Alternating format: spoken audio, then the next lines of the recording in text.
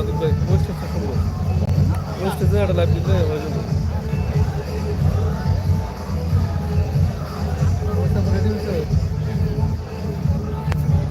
কি অবস্থা ভাই?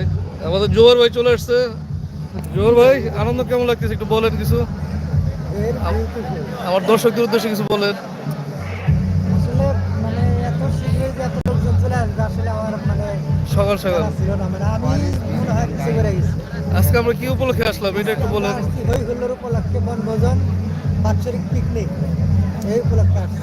দেখ, তো খুব মজা লাগতেছে আর কি, সবাই আনন্দ করতেছে। সবাই আনন্দ করতেছে, অনেক অনেক বেশি আনন্দ করতেছে। বসেন, সুন্দর বলছে। Meeting and dying. লোকজন তো আসতেছে।